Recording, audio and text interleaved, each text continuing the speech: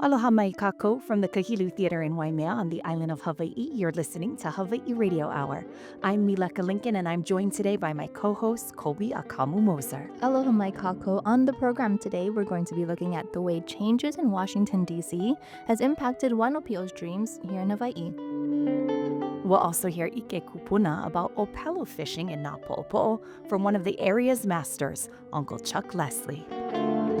Our musical performance this week features the Mana Music Quartet from their performance at Kahilu this spring of Eddie Kamai's classic, Ku'u Morning Dew. And we'll finish with a story from singer-songwriter Dagan Bernstein about discovering his voice and style when it comes to local music. News, ike kupuna, mele, mo'olelo, and more. All on today's episode of the Hawai'i Radio Hour from Kahilu. But first, the news.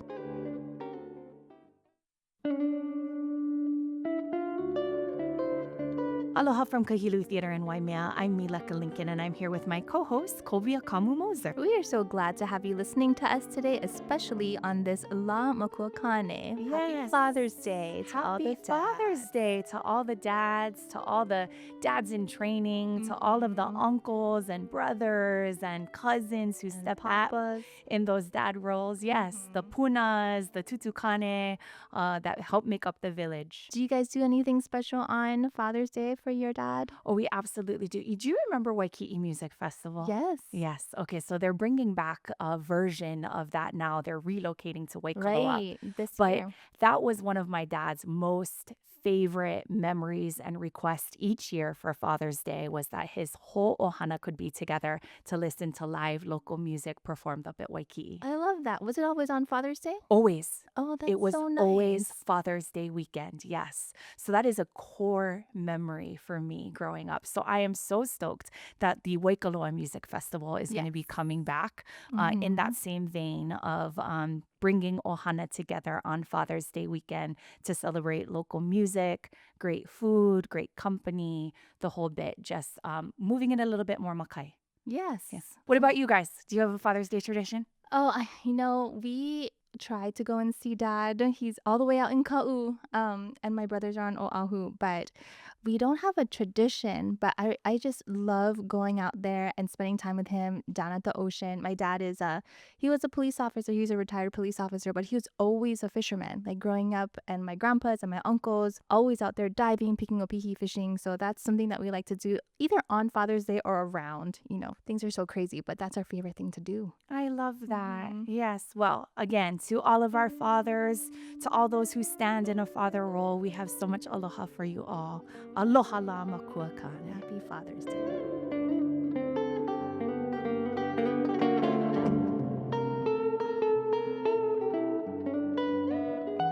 Coming up in the show, our Ike Kupuna segment. And he makes net here, and he told me, you sit on that chair there. I said, okay. I was 5 years old, and he told me, you hold that rope. So I hold the rope for a while, and, you're 5 years old, you wonder what the heck's going on. And I looked at him, I told him, why are you holding the rope tied to the post? He said, if you're not holding the rope, you're not going to be here. You're going to be running all over. This is to keep you there. Smart. Yes. So then that was okay because I have to. And from then I started every day. I come home, or like when I was going to school, I come home every day. 1 hour I have to sit down with him or my mom, and I never had chance because, like when he go fishing, my mom was a net maker too, so I have to sit with her and watch, and then they gave me a practice net to make, and then I started to make net.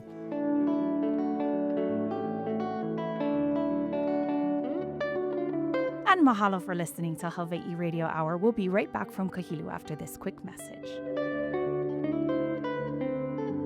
The Hawai'i Radio Hour has been made possible with the incredibly generous kāko'o of the Richard Smart Fund. The Richard Smart Fund supports healthcare, education, and charities in the Waimea area on Hawaii Island. To learn more, please visit hawaiicommunityfoundation.org.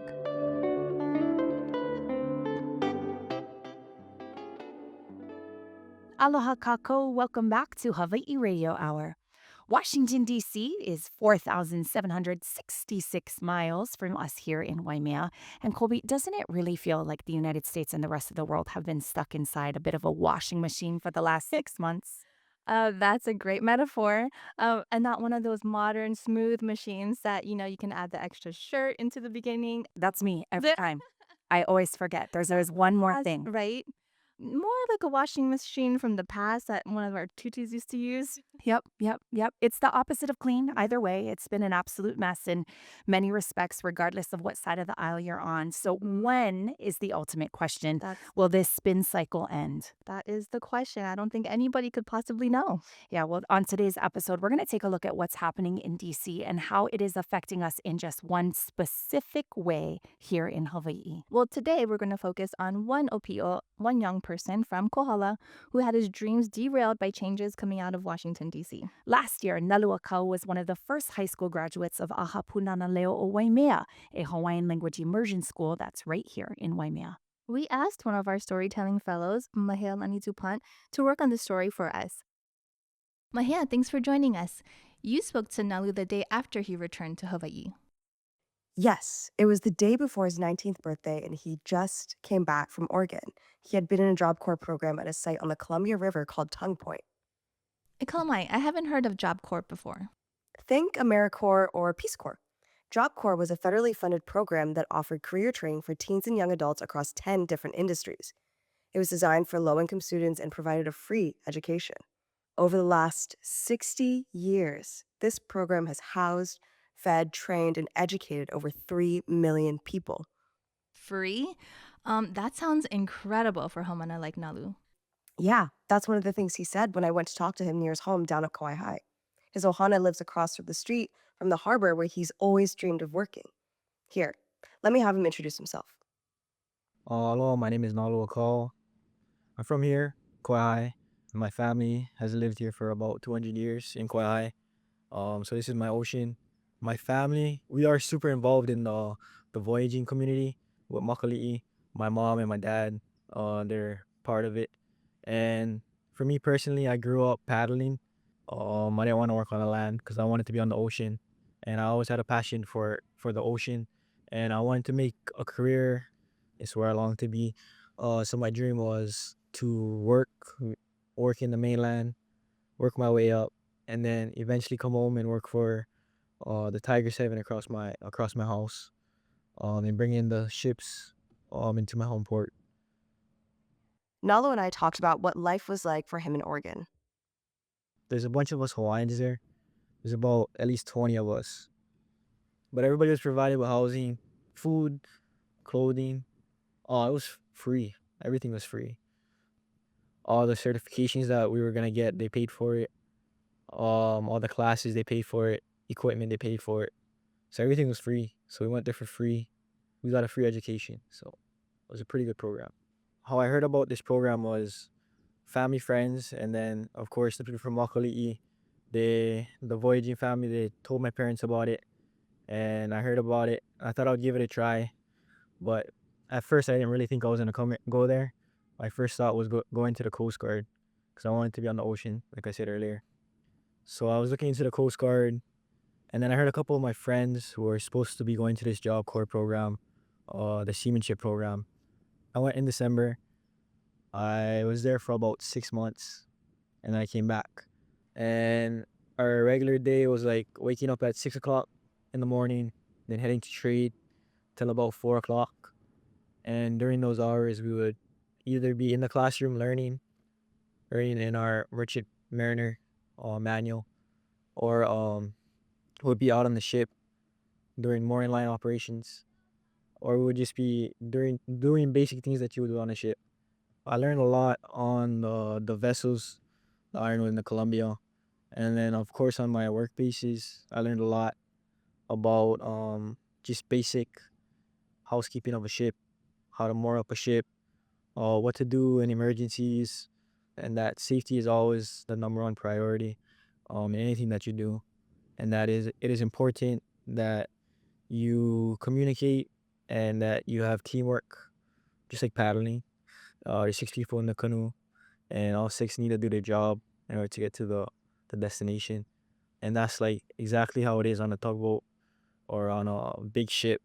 Everybody has to do their job in order to get to the desired destination, and that applies heavily in our life skills because you always need camaraderie with your fellow coworkers, family, friends, because at the end it all becomes we're at the end everybody's going for the same thing, and you need teamwork in order to get to your desired goal. And then after that, we'll be done at 4 o'clock, and then we would go to the gym, study a little, and then we go to the cafe, eat dinner, and then go to sleep, and then repeat. And then on the weekends, we would be just hanging out with everyone on the campus. And the way I found out about the closure is actually we were doing some cold water survival training. So we're jumping in the river off the vessel in our Gumby suits, which are flotation suits in case of emergency if the vessel goes down. So we're practicing that, and then we got a email at about 3 o'clock, and we had to be out of the water in about 30 minutes for our meeting. And the center director was telling us that we were not receiving any more funding for this next period. So the plan was to send everybody home. So everybody got sent home. And then, so I just started packing myself on that Friday. But the instructors were encouraging us not to pack everything because they had hope. But we just packed everything just in case. And then we sent everything out on Wednesday, all our boxes. And then we packed up everything, and then we left Wednesday night. And yeah, but on that Wednesday, they had another meeting. That Wednesday we left, they had another meeting at 4 o'clock. And they're talking about how they're gonna let us stay open for a little while longer. But everybody was telling us that we should just go because everybody else was leaving and that the funding wasn't guaranteed. I saw a lot of things in the articles that they weren't graduating enough kids, that the percentage of graduates was too low. I guess there was a hold on the whole shutting down Job Corps thing. So I guess they told us just go already because they don't know if it's set in stone if we're still gonna be open. And that's when everything just kind of striked. And after that, everybody was depressed, and it was kind of hard to go throughout the day knowing that the program was shutting down. So everything changed after that, and the energy around campus was just depressing. Kids are going crazy, staff was going crazy. Kids just stopped doing what they're supposed to be doing, and yeah, it was just super depressing. So most of the kids wanted to come home and work after they got what they needed from the program and graduated. But a bunch of us wanted to actually stay in the States because the cost of living here is actually too expensive. Pay is better in the mainland. So most of the kids were planning on staying up in Oregon and working for the companies out there because the pay is better and it's a little cheaper in some other states. But some of the kids wanted to come home because of family. They want to be with their family. Me personally, I was planning on staying over there for a little bit after I graduated, working for a company up there, and then eventually making my way home as I built myself up on the ladder. And it wasn't just Nalu's job training site that closed. Yeah, I closed all of them, most of them now.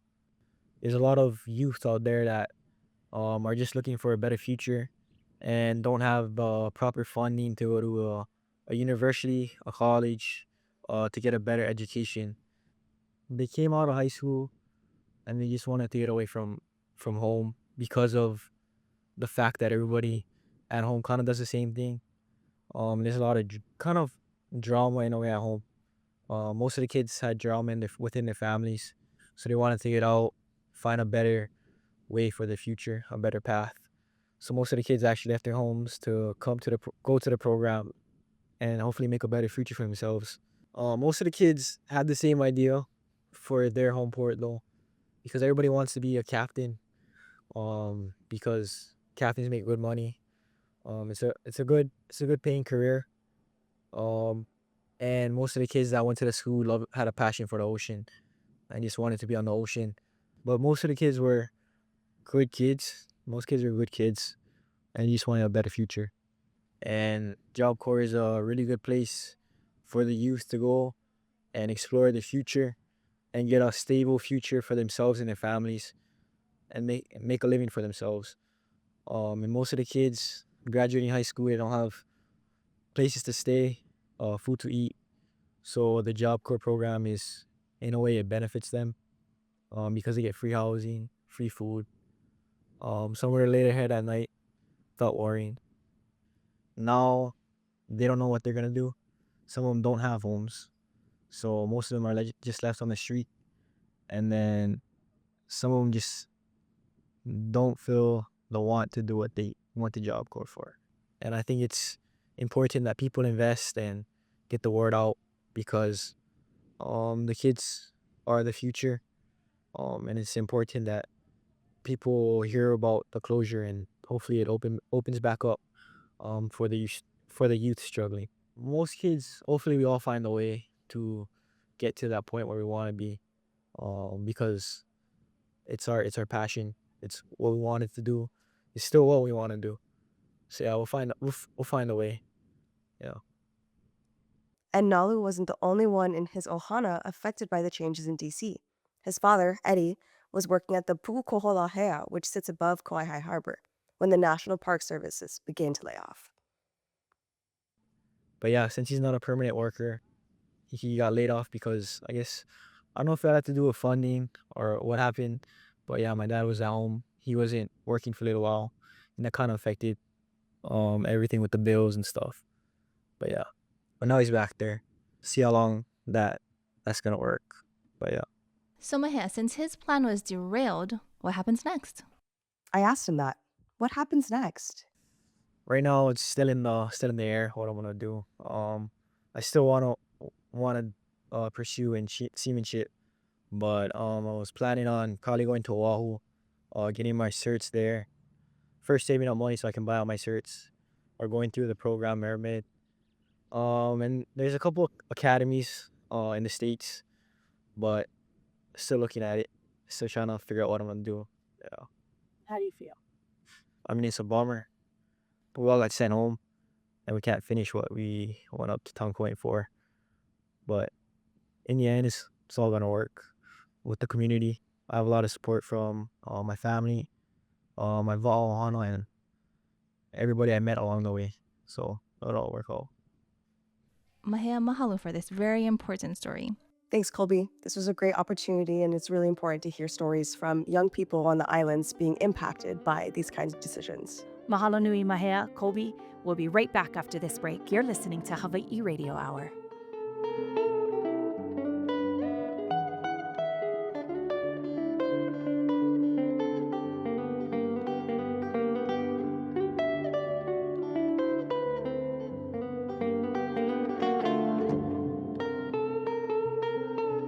Coming up later in the show, a story from local teacher, songwriter, musician Dagan Bernstein, told in front of a live audience at the Kahilu Theater. Music in this town holds a unique place. I grew up steeped in stories from the 1970s and 80s of the vibrant Paniolo music scene. As you know, Waimea isn't Waikiki. It's real, raw, and authentic. I had heard stories of renowned musicians who played here not for the flashy shows, but for the people, family, and friends.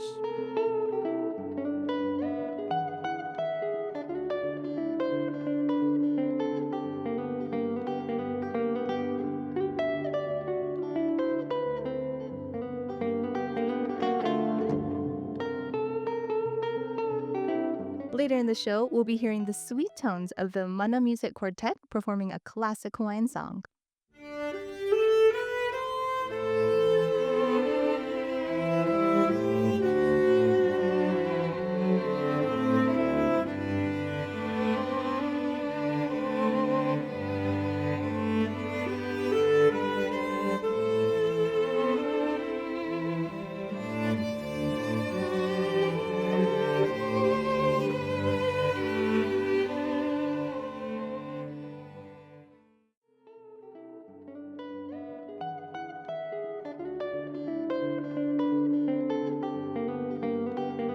Hawai'i Radio Hour, and more importantly, the Hawaii Storytellers Fellowship, is supported by Kamehameha Schools. Kamehameha Schools has provided funding for the Hawaii Storytellers Fellowship, a program that helps train, coach, and nurture Hawaii's next generation of trusted storytellers. To learn more about Kamehameha Schools, please visit ksbe.edu.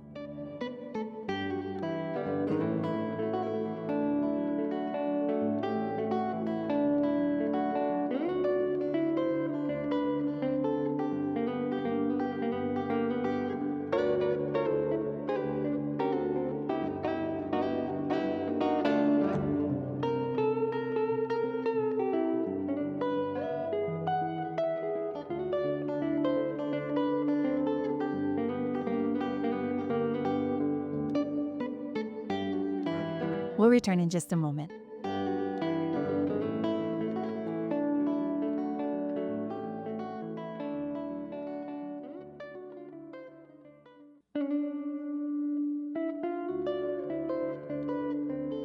Welcome back to Hawai'i Radio Hour. This week's Ike Kupuna segment features a legend from South Kona, Uncle Chuck Leslie himself. Yes, Uncle Chuck was born and raised and still lives in Nāpo'opo'o.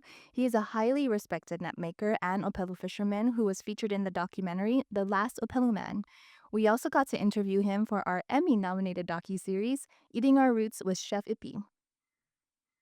Your dad was a fisherman, or was your dad a... Yeah, he was a fisherman. Yeah. Okay. My grandparents all were fishermen too, from Ka'awaloa, and my Leslie's was from here. So they fished all their lives too. And my grandfather then sold 1911 with Suisun. And then my dad then started to, after he was born, and he got into the business, and he still sold to Suisun. And I think we ended up with Suisun, we sold it like 100 years, sold fish to Suisun.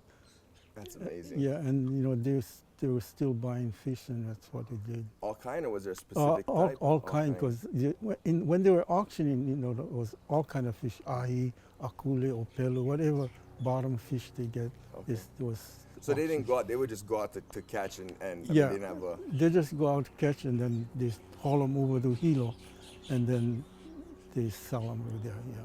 When you were young, was this always like, was this always a fishing community? Was Yeah, that the it main was thing? always a fishing Always. community, yeah. Mm. And I know nets are, you know, you teach how to make Yeah. nets and all that. Was that always from the beginning? That's what how it was? No, because way back when I learned, you know, I was 5 years old, and I started helping my dad, and he learned, and I don't know, I can tell you how I learned. Yeah. He had a table, and there was a porch, and in the back of the table there was a post standing, and he had a table here and a chair here and a chair there, and the rope was coming from the post to him and tied on the net, and he makes net here, and he told me, you sit on that chair there. I said, okay. I was 5 years old, and he told me, you hold that rope. So I hold the rope for a while, and, you know, you 5 years old, you wonder what the heck's going on. And I looked at him, I told him, why are you holding the rope tied to the post? He said, if you're not holding the rope, you're not going to be here. You're going to be running all over. This is to keep you there. Smart. Yeah. So then that was okay, because I have to, and from then I started. Every day I come home, or like when I was going to school, I come home every day, 1 hour. I have to sit down with him or my mom, and I never had chance, because, like when he go fishing, my mom was a net maker too, so I have to sit with her and watch, and then they gave me a practice net to make, and then I started to make net, and he was so patient. I look his net and my net looks so crappy, you know, but he tell me, no, that's good, you're gonna come like mine, you know. Yeah. And so I kept doing that, and you know, like 82 years later, I'm still making that. So you know. what kind of material back then? Back then, we were making linen nets, and then came to nylon after that. You know. Okay. And it's it is a patience is the word you said. Yeah, It's a key. you need the patience. If you don't have the patience, you know, you'll never be a net maker. You know, because I sit down like 10 hours a day making net. You know.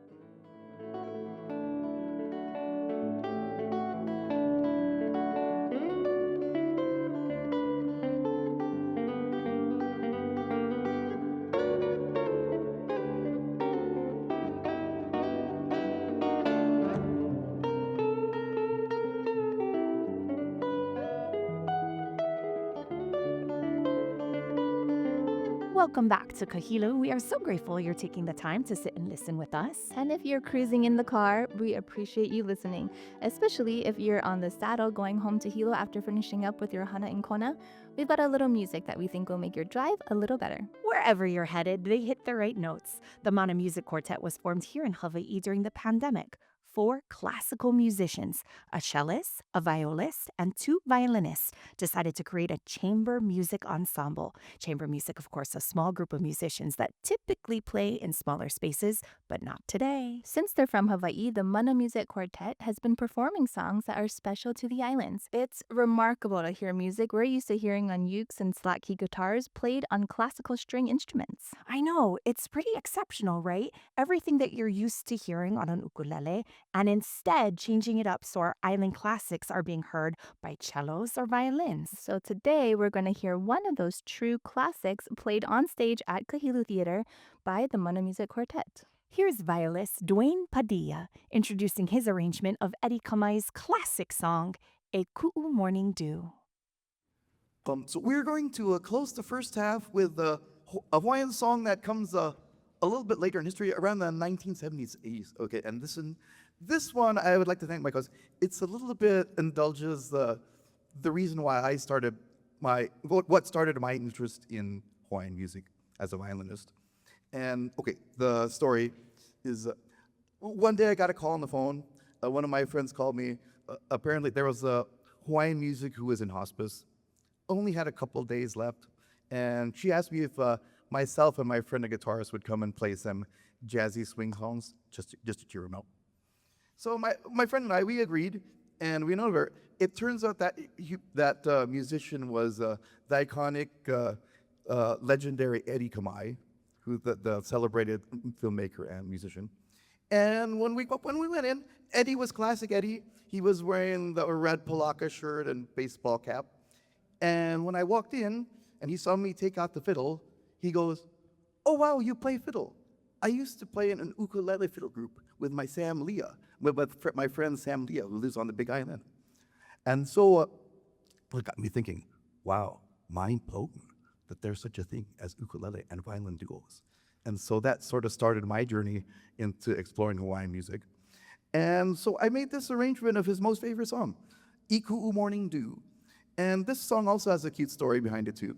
So his wife, Myrna, was interested in learning Olala Hawaiian. So he asked his friend Larry to come over, who was teaching at the university, Hawaiian language. And somewhere in the middle of dinner, Eddie disappeared into some back room. And right around dessert time, he came back and it's like, "Guys, I wrote this incredible melody. Larry, can you write some Hawaiian lyrics to this thing?" And so that's the origin of this story, Iku'u Morning Dew. So it's a love song that Eddie wrote for Myrna. And we played this for Myrna, and she just fell in love with the arrangement, so I feel it's the only string quartet arrangement of Iku'u Morning Dew. And we'd like to share it with you.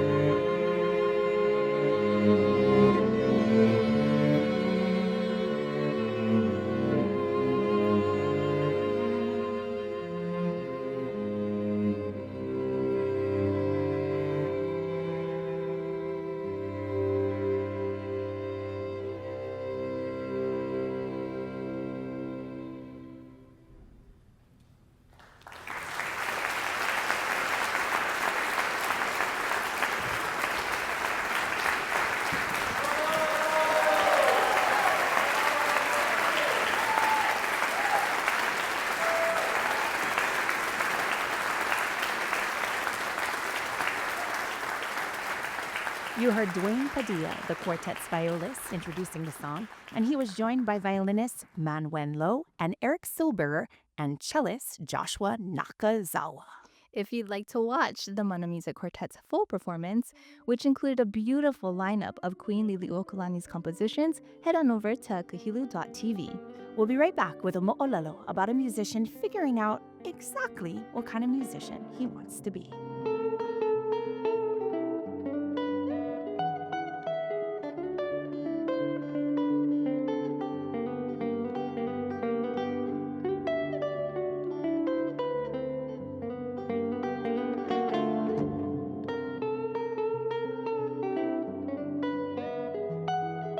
The Hawai'i Radio Hour is supported by the Abigail Kawananakoa Foundation. The Abigail Kawananakoa Foundation is dedicated to preserving traditional Hawaiian culture while empowering Hawaiian people. The foundation is the residual beneficiary of the Princess's Trust and is her lasting legacy and ultimate gift to her people. To learn more about the Abigail Kawananakoa Foundation, please visit kawananakoafoundation.org.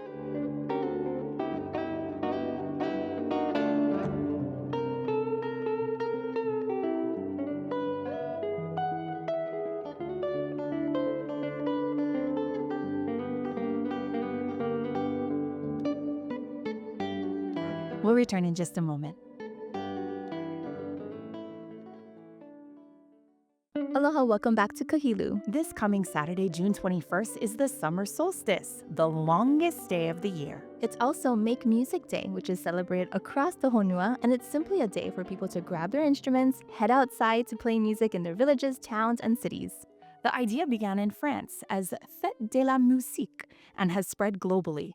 We thought it would be fitting to share a mo'olelo from a singer-songwriter who considers himself to be a community musician. You can see Dagan Bernstein playing all over Hawaii. He's a regular at the farmers markets and venues like the Honoka'a Public House and Wheeler Records here in Waimea. So here's today's last segment, a mo'olelo shared in front of a live audience on stage here at Kahilu. Here's Dagan Bernstein. In April of 2019, I found myself sitting at my dinner table with my laptop open, nervously clicking the link to the Kapa Radio internet stream. Earlier that week, I'd received an email that my original song, Ha'aheo Nā Kanaka Paniolo, was scheduled to debut that morning on Kapa. As I waited, the anticipation was a mix of excitement and nervousness. For me, having a song on Kapa felt like a milestone that I had long aimed to achieve.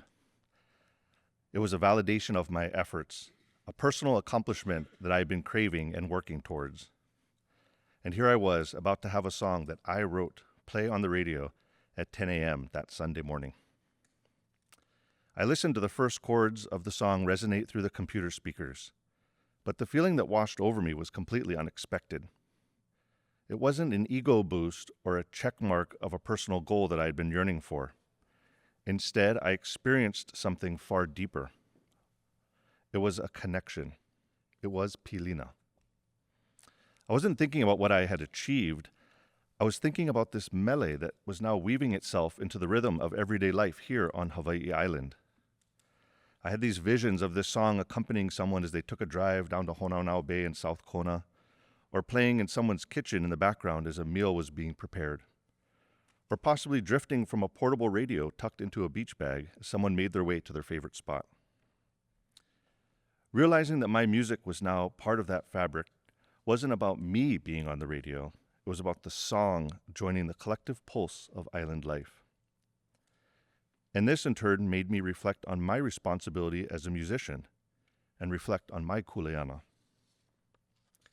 It helped me realize that my purpose wasn't about chasing personal accolades, but about actively engaging, contributing, and connecting with the community that raised me. From that moment, I made a personal commitment with myself that I would strive to be a community musician, to seek out ways to share music directly, face to face, and to foster the kind of connections that truly matter. This commitment stems directly from my roots growing up here in Waimea. Music in this town holds a unique place. I grew up steeped in stories from the 1970s and 80s of the vibrant Paniolo music scene. As you know, Waimea isn't Waikiki. It's real, raw, and authentic. I had heard stories of renowned musicians who played here not for the flashy shows, but for the people, family, and friends. Think of the Beamer brothers coming home from a mainland tour to play at a local bar, or the brothers Casimiro taking a break from the showrooms of Waikiki to find inspiration for their next album. Or even the legend Gabi Pahinui and his band having an all-night kanikapila at the Waimea Inn during the Waimea Music Festival. The magic of the music here is in the atmosphere, and it's deeply connected to Paniolo culture. It's unpretentious and welcoming. People gather in bars, at backyard jams, and community events. And it's not just passive listening, it's participatory.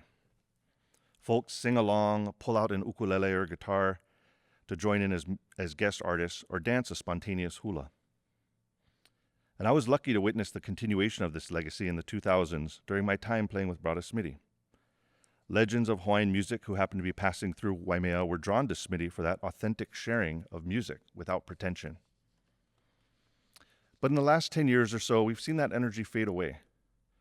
When you used to reliably find live music 5, 6, or even 7 nights a week at multiple spots around town, now things are much quieter. When I talk to people who were around during that heyday, there's a real sense of loss, a deep yearning for that time when music was such an ever-present part of our community fabric. It is in this yearning, this memory of Waimea's musical heritage, along with the commitment that I made that morning listening to my song on Kapa, that is part of the ha'ina I'm engaging with you today. For me today, I don't seek the stage or the spotlight, but what I'm searching for is that feeling, for spaces that echo the spirit of those Waimea gatherings. Places where people come simply to listen, to connect, and to share a moment together. That feeling manifests in spaces much different from the days of the past. The co-aligned bar rooms of the Waimea Ranch House have been replaced by places like the Saturday morning farmers market at Pukalani Stables, or a gathering at the St. James Community Meal, where folks share food and conversation. Playing music in these settings isn't a performance. It's about engaging in the harmonious togetherness of the moment. It's about lokahi. This desire to recapture and nurture that spirit, to respond to that yearning for connection, has been brewing in a new song that I've been working on for the past few years. The initial spark came from a rare book I found titled Dakine Sound by the late author and historian Burl Burlingame. This book is filled with reflections from Hawaiian musicians about music's unique role in Hawaii. And inspired by that book and driven by this longing, I set out to write a song that embodies that backyard kanikapila feeling, the heartfelt sharing and sense of gratitude we feel as musicians in Hawaii, playing for our ohana, friends, and our community. This song is still finding its final form, and I plan on recording it this summer, but it felt right to me to offer it now, today, in this space. Because ultimately, everything I'm trying to communicate through music, through stories, and through gatherings like this comes down to sharing, to giving, to aloha, and to that personal commitment I made to Malama Kaia'ulu, to care for my community through music. So it's an honor to play for you, for the very first time, an original song I wrote called Dakine Sound.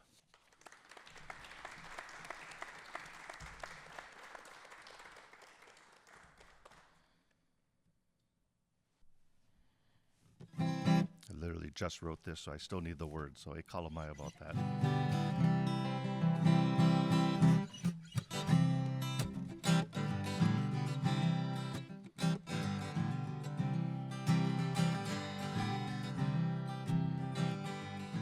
Wake up in the morning in Hawaii, say mahalo ke kua for a beautiful day. It's time to sing some mele for everyone I know, sharing from my heart and from deep within my soul. The kind sound, the kind sound, the kind sound, we play the kind sound. Bring your aloha to the backyard jam. We are all ohana on this Hawaiian land, drinking and eating till the sun goes down. From Mauka to Makai, we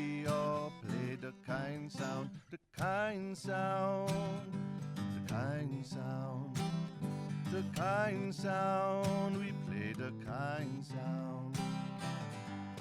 Playing island style, oh, I'm Manalo blues. Paniolo music or a kiho alu tune. Uncles are all jamming and aunties dancing too. Singing and sharing for me and you. The kind sound, the kind sound. The kind sound, we play the kind sound. Generations changing, time keeps moving on. Young and old come together, united in song. Everybody staying all night long. It's a Kanikapila party where we play the kind sound, the kind sound, the kind sound. The kind sound, we play the kind sound. The kind sound, the kind sound. The kind sound, we play the kind sound.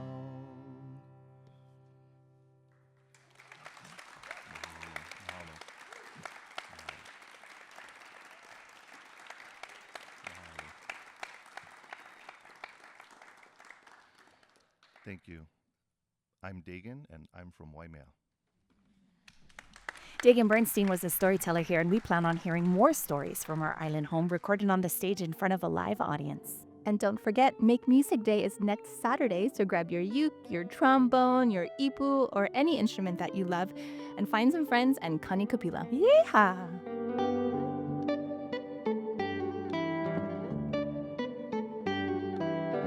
Support for the Ike, Kupuna, and Mo'olelo portions of the Hawai'i Radio Hour comes from Kate Bell and Tom Blackburn of the Deviants from the Norm. Without deviation from the norm, progress is not possible.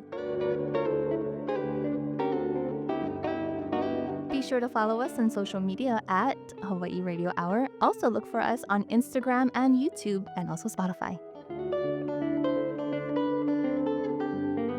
Mahalo for listening. We want to thank everyone who helped to make this show possible.